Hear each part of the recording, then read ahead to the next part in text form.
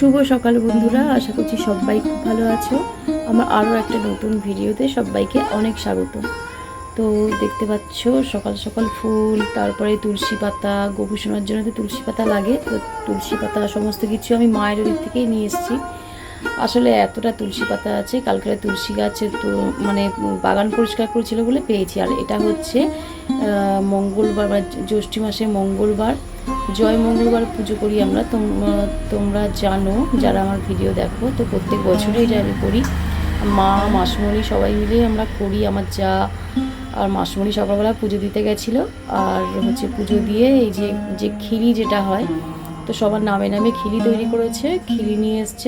আর এটা তো কেমনভাবে যারা পুজো করো তারা তো জানোই, যে ওই ধান, জব, তুলসী পাতা 17টা করে থাকে, তো সেগুলো হচ্ছে কলা দিয়ে আর সন্দেশ দিয়ে মেখে, ওটা দাঁতে কাটবে না এমনভাবেই খেতে হয়। তো অমনিভাবে খেয়ে জল খেয়ে নিলাম। আসলে ভালোই বেলা হয়েছে, খিদেও খুব জোরে পেয়ে গেছে। তো তাই জন্যে হচ্ছে দেখো ওটা পুজো পাঠ করে নিয়ে, সংসারের সমস্ত কাজ করে নিয়ে, পুজো আর কি যখন হয়ে গেছে, প্রসাদটা যখন আনা হলো তখন খেলাম। আর খেয়ে দিয়ে একটু বাঁচলাম, কারণ প্রচণ্ড জোরে জল তেষ্টা পেয়েছিল, আবার খিদেও পেয়েছিল। তো খিরিটা খেয়ে জল টল খেয়ে একটু প্রসাদ খেয়ে নেবো। তারপরে তো এখন আবার সংসারে নানান কাজ আছে।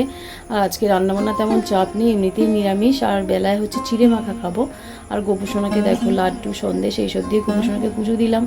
আর কত তুলসী পাতা দিয়েছি দেখো গোপুসোনাকে আজকে। কারণ ওই যে আগেই বললাম তুলসী গাছ টাছ মানে বাগান পরিষ্কার করা হয়েছে, ওই জন্য অনেকটা তুলসী পাতা আর কি তোলা হয়েছে। আর তারপরে হচ্ছে রান্না, যেহেতু আজকে তেমন চাপ নেই, তো ওর জন্য নিরামিষ রান্না হয়েছে। তো গুনগুনকে একটু পড়াতে বসেছি। আর এই দেখো পড়তে বসলেই ছেলেটা এত বদমাইশ করে, দেখতে পেলে দেখো টেবিলের নিচে দেখো ঢুকে যাচ্ছে।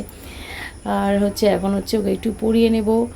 আর আমরা হচ্ছে খাবো হচ্ছে চিড়ে মুরগি, এসবই খাবো। চলো বন্ধুরা, ভিডিওটা ভালো লাগলে লাইক